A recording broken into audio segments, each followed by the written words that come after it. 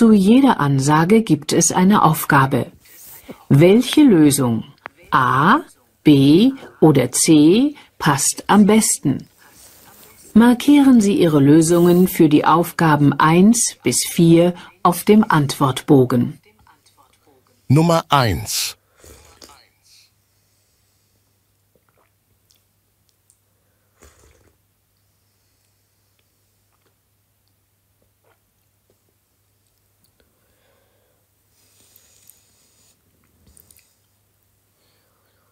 Herzlich willkommen im Einkaufszentrum Scherbenwald. Wir freuen uns, Ihnen einige aufregende Angebote und Erlebnisse vorstellen zu können, die Ihren Besuch bei uns noch unvergesslicher machen werden. In unserer Gastronomieabteilung erwartet Sie nur heute zur Feier der Neueröffnung ein kostenloses Buffet. Genießen Sie eine Vielzahl köstlicher Speisen und Getränke, während Sie Ihre Einkäufe erledigen. Für unsere kleinen Besucher haben wir in unserer Kinderabteilung eine Hüpfburg aufgestellt. Ihre Kinder können sich nach Herzenslust austoben und springen. Wir sorgen dafür, dass sie viel Spaß haben, während Sie in Ruhe shoppen können. Außerdem erhalten Sie als Dankeschön für Ihren Einkauf ab einem Gesamtwert von 50 € einen Einkaufsgutschein im Wert von 10 €, den Sie beim nächsten Besuch im Einkaufszentrum Scherbenwald einlösen können. Wir freuen uns darauf, Ihnen ein unvergessliches Einkaufs- und Genusserlebnis zu bieten und wünschen Ihnen viel Freude im neuen Einkaufszentrum Scherbenwald.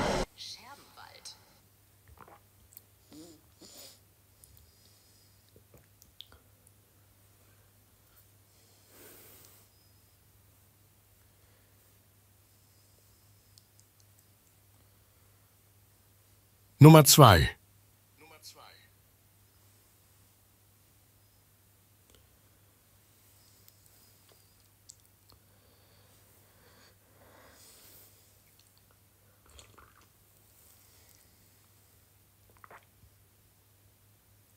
Liebe Fahrgäste, dieser Bus endet hier.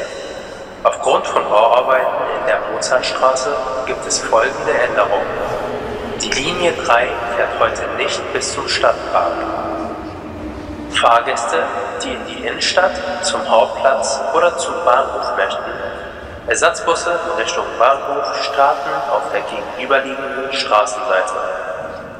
Für die Verbindung zum Hauptplatz nutzen Sie bitte die Linie 6 in Richtung Rathaus. Die Linie 12 fährt ohne Halt im Stadtpark direkt zur Universität weiter.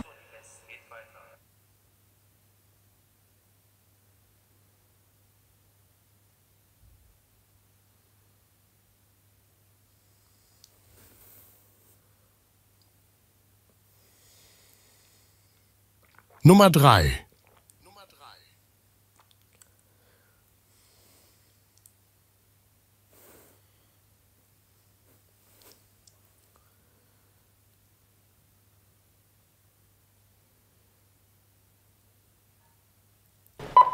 Guten Tag, Frau Meier.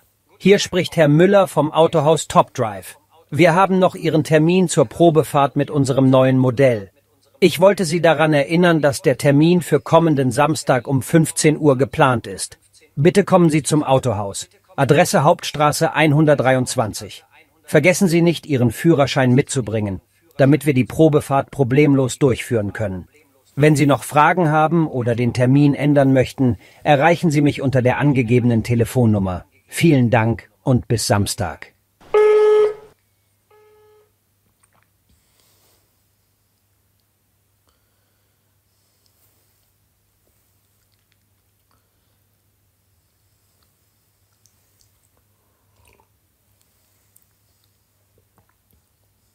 Nummer 4.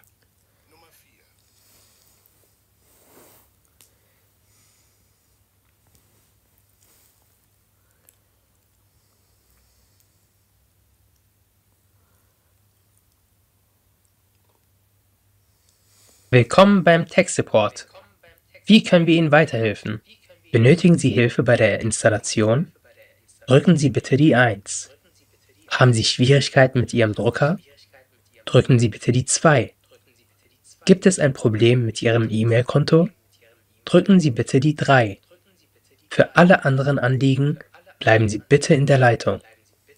Um Ihre Anfrage so schnell wie möglich bearbeiten zu können, halten Sie bitte Ihre Kundennummer bereit. Wir verbinden Sie gleich mit einem verfügbaren Mitarbeiter.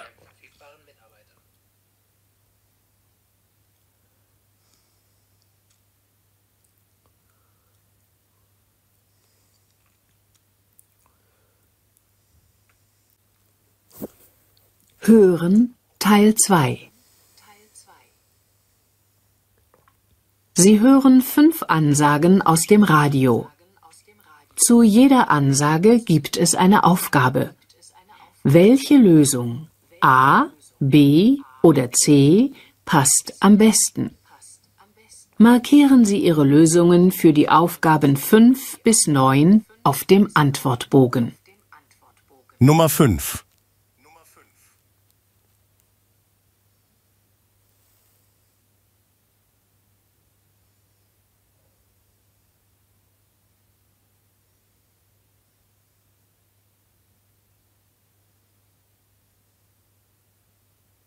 Guten Tag, Berlin. Willkommen zur Wettervorhersage. Werfen wir einen Blick auf das Wettergeschehen für die kommenden Tage. Beginnen wir mit dem morgigen Tag. Wir erwarten einen sonnigen Montag. Der Himmel wird nahezu wolkenlos sein und die Temperaturen steigen auf angenehme 25 Grad Celsius. Am Dienstag wird sich das Wetter in Berlin drastisch ändern. Eine Kaltfront zieht über die Region und wir erwarten den ganzen Tag über Regen und gelegentliche Gewitter. Die Temperaturen werden auf 18 Grad Celsius fallen. Und schließlich, am Mittwoch, kehrt in Berlin der Sonnenschein zurück. Der Himmel wird größtenteils klar sein und die Temperaturen steigen wieder auf 24 Grad Celsius. Ein perfekter Tag, um die Hauptstadt zu erkunden oder draußen zu arbeiten.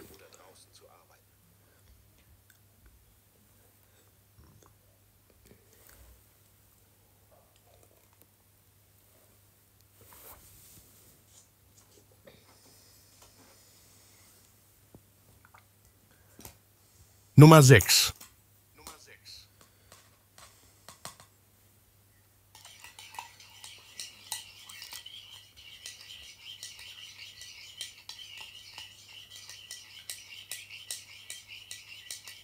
Heute Nachmittag gegen 14 Uhr wurde die örtliche Feuerwehr alarmiert, weil im Stadtbad Chlorgas ausgetreten ist. 25 Feuerwehrleute waren vor Ort, um die Situation unter Kontrolle zu bringen. Insgesamt 80 Badegäste mussten evakuiert werden. 30 von ihnen befanden sich zum Zeitpunkt des Vorfalls im Tauchturm. Hier dauerte die Evakuierung etwas länger. 2 Gäste klagten über Atemprobleme. Sie wurden zur medizinischen Untersuchung ins Krankenhaus gebracht. Die Messungen sind nun abgeschlossen und das Bad konnte um 17 Uhr wieder geöffnet werden.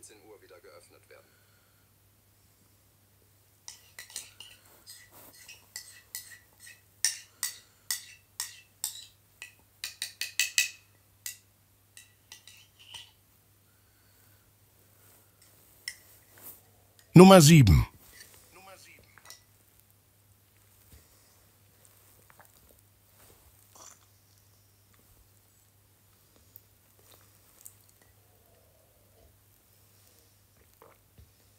Achtung Autofahrer!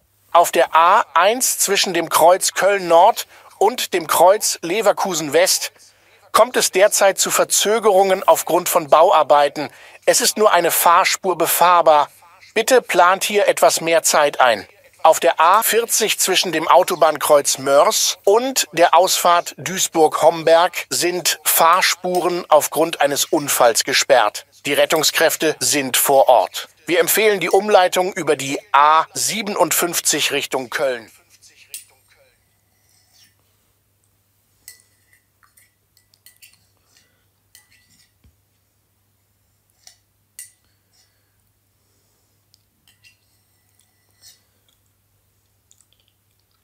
Nummer 8.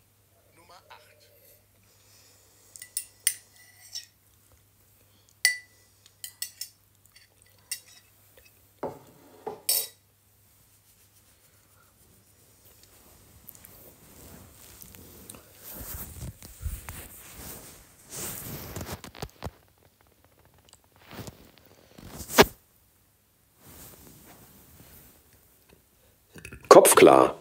Die innovative Lösung gegen Kopfschmerzen. Unser neues Produkt, vollgepackt mit schneller Wirkung und genau auf Ihre Bedürfnisse abgestimmt. Nur eine Tablette am Tag und die Schmerzen verschwinden. Für einen klaren Kopf und ein schmerzfreies Leben. Kopfklar erhalten Sie ab sofort ohne Rezept in Apotheken und ausgewählten Drogeriemärkten. Die effektive Antwort auf Kopfschmerzen, die auch bei empfindlichem Magen gut verträglich ist und keine Übelkeit hervorruft. Empfohlen von erfahrenen Ärztinnen und Ärzten. Testen Sie es jetzt selbst. Kopfklar. Der Weg zu einem schmerzfreien Tag.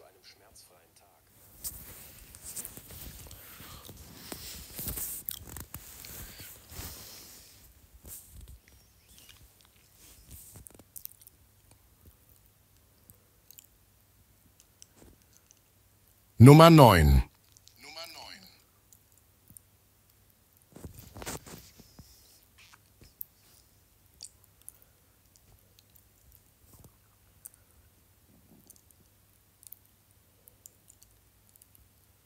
Und heute gibt es erneut die Chance auf einen tollen Gewinn.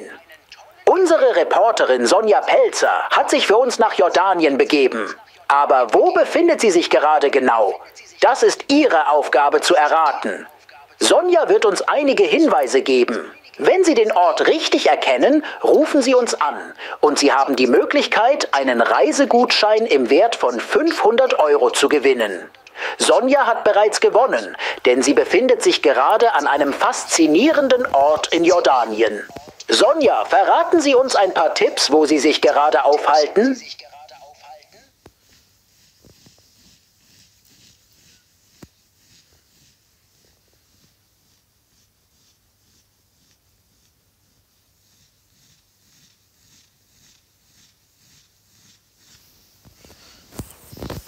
Hören Teil 3.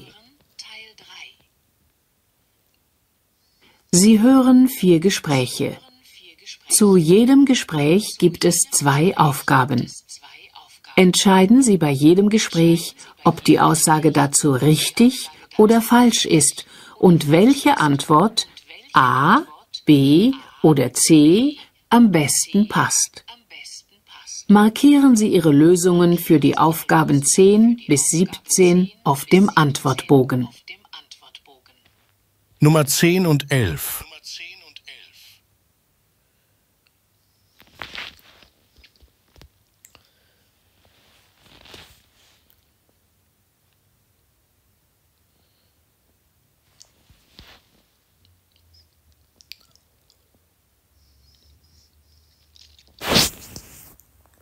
Hallo Knut, was machst du denn hier? Hallo Shelby. Ich bin hier mit ein paar Freunden. Wir wollen uns mal wieder treffen und gemeinsam einen neuen Kinofilm schauen. Das klingt gut. Ich bin gerade auf dem Weg nach Hause. Aber ich muss dann auch wieder direkt los wegen einem Arzttermin. Oh, was ist denn los? Ich habe seit ein paar Tagen Schmerzen im Rücken. Ich bin mir nicht sicher, was das sein könnte. Das klingt nicht gut. Hast du schon mal mit deiner Ärztin darüber gesprochen? Nee, noch nicht. Deswegen habe ich heute einen Termin. Ich hoffe, sie kann mir sagen, was los ist. Ich drück dir die Daumen, dass es dir bald wieder besser geht. Danke, Knut. Ich habe mir schon überlegt, dass ich vielleicht zum Sport gehen sollte. Ich glaube, ich bin zu wenig in Bewegung. Das ist eine gute Idee. Sport ist immer gut für den Rücken. Ja, ich denke, ich werde mal zu einem Fitnessstudio in der Nähe. Klasse. Ich kann dir sonst auch beim nächsten Mal ein paar Tipps geben, was für Sportarten gut für den Rücken sind.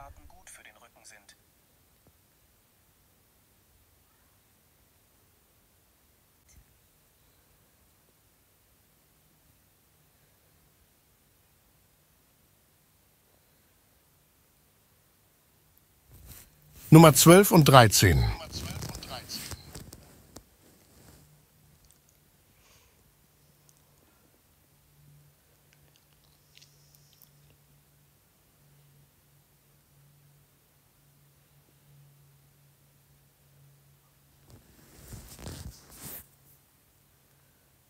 Guten Tag, mein Name ist Anna Müller. Ich habe eine Reservierung für heute Abend. Guten Tag, Frau Müller. Ja, wir haben Ihre Reservierung. Wie viele Personen sind Sie? Wir sind zu 4. Gut, bitte folgen Sie mir. Wir haben einen schönen Tisch für Sie vorbereitet. Dankeschön. Hier ist Ihre Speisekarte. Darf ich Ihnen schon etwas zu trinken bringen? Ja, ich nehme gerne eine Flasche Mineralwasser. Und für meine Begleitung jeweils ein Glas Weißwein. Selbstverständlich. Und möchten Sie sich die Zeit nehmen, die Speisekarte anzusehen? Ja, gerne. Könnten Sie mir noch sagen, ob es eine vegetarische Option gibt? Natürlich. Wir haben eine eigene Rubrik für vegetarische Gerichte. Soll ich Ihnen die Karte dafür bringen? Ja, das wäre nett. Vielen Dank.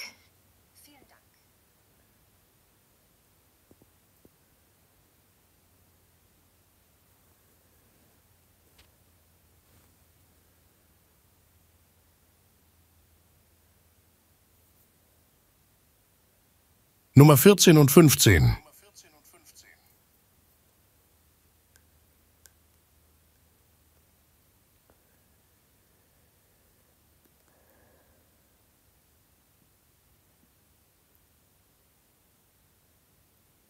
Hey Lena, bist du auch schon aufgeregt wegen dem Sommerfest unseres Sportkurses am Wochenende? Auf jeden Fall, Claudia. Ich freue mich schon sehr darauf.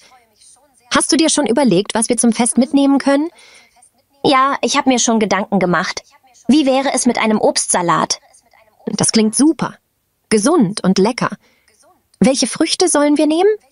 Ich dachte an Melonen, Beeren und Trauben. Die sind im Sommer immer lecker. Äpfel und Bananen mag ich nicht so gerne. Perfekt. Sollen wir vielleicht auch noch etwas Herzhaftes dazu machen? Vielleicht ein paar Sandwiches. Sehr gerne. Theo isst kein Fleisch. Ich werde dann auch vegetarische Sandwiches machen. Ja, so ist für jeden etwas dabei. Ich freue mich schon sehr. Ich mich auch. Das wird super.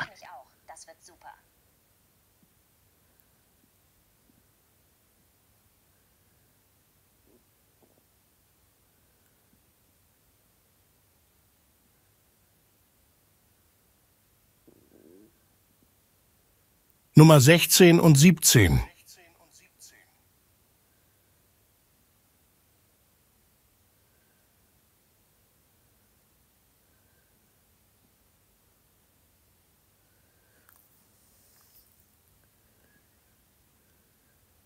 Friseursalon Haarzauber. Paula Haarzauber am Apparat. Was kann ich für Sie tun? Hallo, hier spricht Katrin Meyer. Ich habe Ihnen geschrieben, da ich gerne eine Ausbildung in Ihrem Unternehmen machen würde. Ah ja, Ihre Bewerbung habe ich erhalten. Obwohl Sie noch keine Erfahrung haben, hat sie mir gut gefallen. Vielleicht könnten Sie zuerst ein Praktikum in unserem Salon absolvieren. So lernen Sie uns kennen und unsere Arbeitsweise. Ja, das könnte ich mir vorstellen. Das können wir gerne besprechen. Wann hätten Sie Zeit für ein Vorstellungsgespräch? Also, im Moment habe ich immer erst ab 14 Uhr Zeit. Ich habe noch einen Monat Schule, bevor ich meinen Abschluss mache. Verstehe. Deshalb haben Sie auch kein Zeugnis mitgeschickt? Richtig. Gut, dann machen wir es folgendermaßen. Kommen Sie morgen um 15 Uhr vorbei und wir können uns etwas unterhalten. Passt das? Ja, sehr gerne. Soll ich noch etwas Bestimmtes mitbringen?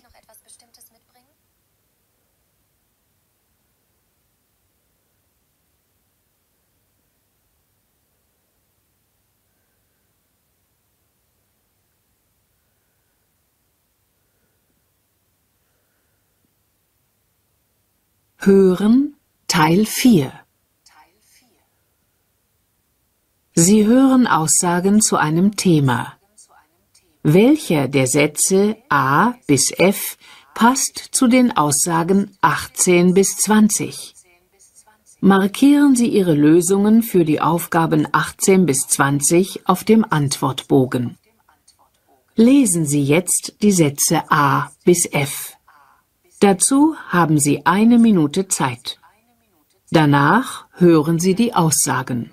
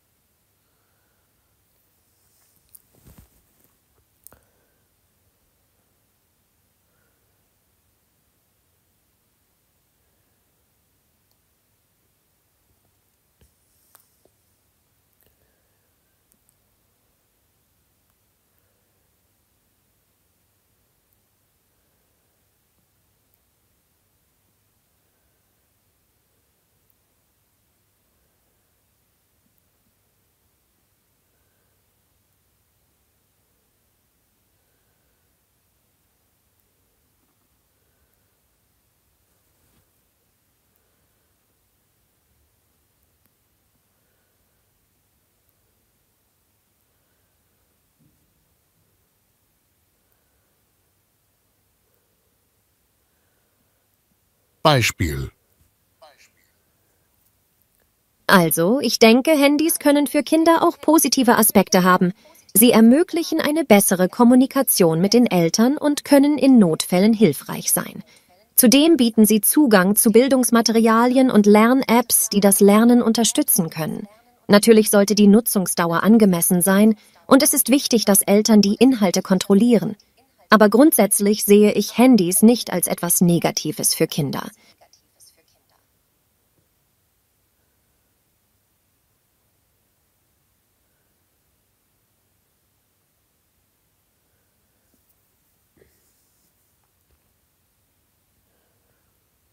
Nummer 18. Hallo! Also, ich bin der Meinung, dass Kinder so lange wie möglich ohne Handys aufwachsen sollten. Es gibt so viele andere wichtige Dinge, die sie in ihrer Kindheit erleben und lernen können. Ich denke, dass Handys in jungen Jahren mehr negative Auswirkungen haben, wie zum Beispiel Schlafstörungen, soziale Isolation oder mangelnde Konzentration. Kinder sollten sich stattdessen auf soziale Interaktionen, kreative Spiele und die Natur konzentrieren. Handys können später, wenn sie älter sind, eingeführt werden, aber ich finde, dass es für Kinder in jungen Jahren nicht notwendig ist.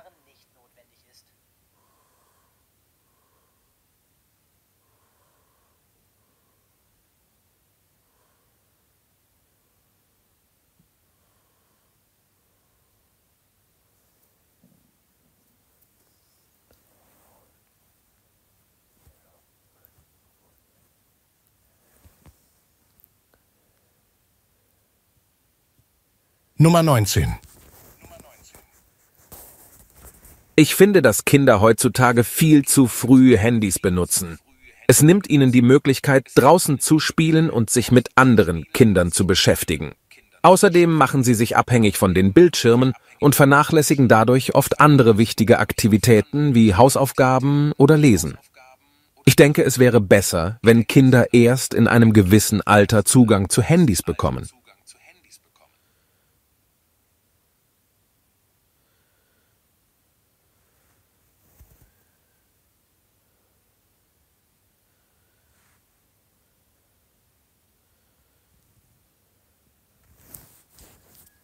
Nummer 20. Hi, ich denke, es ist wichtig, dass Kinder den richtigen Umgang mit Handys lernen. Sie sind Teil unserer heutigen Gesellschaft und werden auch im späteren Leben eine Rolle spielen. Daher sollten Kinder lernen, wie man sie verantwortungsvoll nutzt. Es kann ihnen helfen, ihre technologischen Fähigkeiten zu entwickeln und ihnen neue Lernmöglichkeiten bieten. Natürlich sollten sie nicht den ganzen Tag am Handy verbringen, aber mit klaren Regeln und Aufsicht können Handys für Kinder durchaus positiv sein.